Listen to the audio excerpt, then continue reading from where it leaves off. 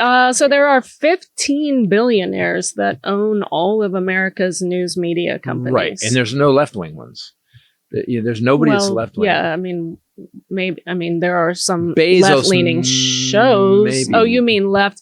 The specific politics. The owners. The owners and the there's CEOs. Bloomberg. Okay, all right, I'll give you Bloomberg. And he was mayor, and he did run. Yep, I will give you Bloomberg. He is worth about $46 billion. He owns Bloomberg LP. They have Business Week magazine, Bloomberg Media. So Bloomberg would be one, right? Okay, that's one. Okay, one. Rupert Murdoch, certainly ner. Yeah, I don't think he's left-leaning at all. Donald and Samuel C. Newhouse. Uh-huh. Do you know who those are? No, I don't. They inherited Advance Publications, privately held. They control the majority of all newspapers, magazines, cable TV, and entertainment assets. So that's a monopoly, right? They own newspapers in 25 cities and towns across America. It's the country's largest privately held newspaper chain. And what about Sinclair? Also, Condé Nast, they own that. What about the Sinclair? New Yorker, Wired, Vanity Fair, and Vogue? They own all of that. So doesn't that seem to be once you can Hearst newspapers? I think some of these monopoly laws happened because of some of the Hearst publications. Yeah. William Randolph Hearst was fucking. He owned all the. Yeah, and then we had and that was in the 30s too. So we had so he basically turned everybody, and then we had a Great Depression. So it doesn't seem to work. If you guys want to be American, capitalistic society where it's competition and the price is the price, and there's competition, then you can't let one company own 50 fucking things. It's so ironic that these capitalists don't like capitalism. Yeah. You know what I'm saying? Yeah, they just like they seem, no, monopolies. you can't break it up. Dude, you're paying $50 fucking at that store for whatever potato chips and you're standing for you don't want price controls. Yeah, but that's what they did though. It also stifles innovation. Like, R&D is a write-off. Come on. Where's this country's innovation? Also, Write-off. Taxes? Do you think they pay taxes? Yeah, well, That's so cute. Oh, that's another thing. So let's get back to that would give them a refund. I'd like to get back to the news on this. So the news right now with Trump, it's funny to watch them. Nobody goes after Trump. Even when he did the black reporters thing, and he just started calling them nasty. They didn't go after him. They didn't call him. He bullshitted. For an hour, he fucking lied, and they didn't bust him. I'm watching on MSNBC, Katie Tur specifically. She's never going after Trump. This guy, as I said in the Armageddon update, he actually fucked up the economy, fucked up the pandemic. I've never in my life seen empty stores in America. We went to the store. There was nothing on the shelves. Yeah. And no one is on a daily basis. There's 5 people that we figured out we'll call them out. Nicole Wallace. Yes. Ollie Velshi did a thing yesterday, and you guys got to go look it up, man. He went after, he read Project 2025. He read all of it, and then he just hit the highlights. And Nicole Wallace was a Republican and worked for George Bush. Right. It's frightening. Exactly. Then you've got Joy Reid, as always, pretty hardcore. Lawrence O'Donnell will jam it up, and Katie Fang. Those 5.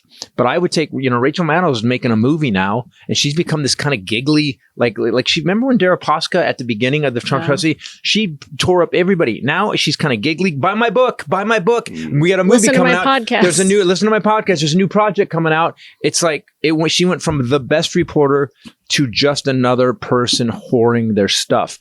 And I'm tired. Look, and Jesse Waters, the guy on Fox, he said this. He actually said this.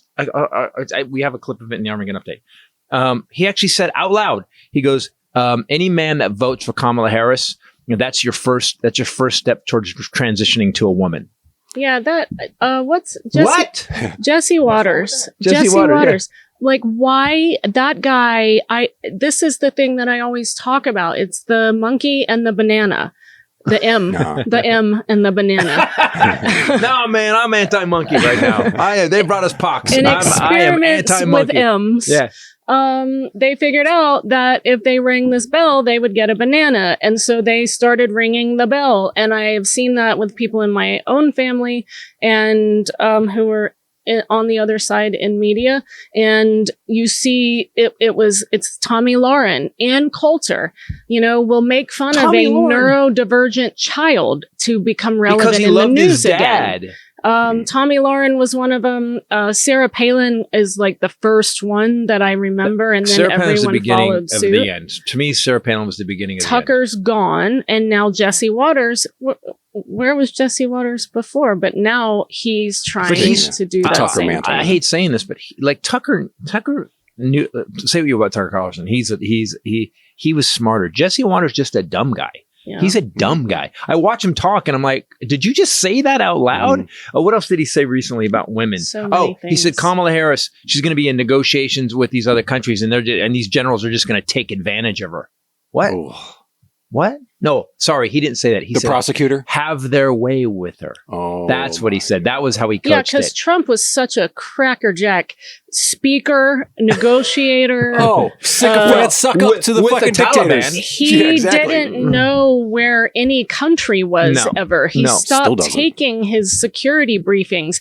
They actually had to do pictures. They started making the briefings pictures because he couldn't read through the stuff and couldn't stay interested, but he liked pictures. They had to give him pictures and diagrams so he understood them. Loved charts. One more thing about that is that they're saying that this woman who we watched destroy every Republican that she ever interviewed in the Senate for any crime. She made Jeff Sessions just say, you're making me nervous. We watched her tear up Bill Barr. So I have no problem with Kamala Harris negotiating with anybody. As a matter of fact, they offered her $2 billion for the house after the housing crunch just when she was California's AG. She told them to fuck off and got $20 billion.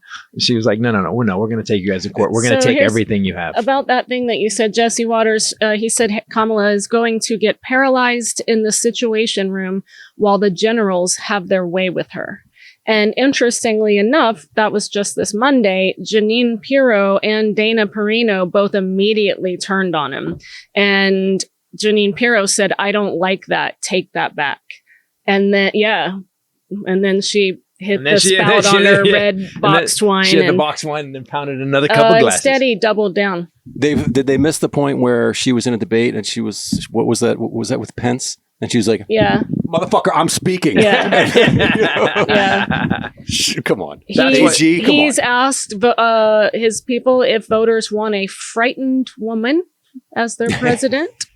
But do you understand? So here's one thing about what Fox has learned. They have now pied off their base to the dumbest, most bass-ackwards redneck fucks. Like literally, they think women are weak. They think they think they should they should submit to me how I say I want it when I want it. They think they're dumb.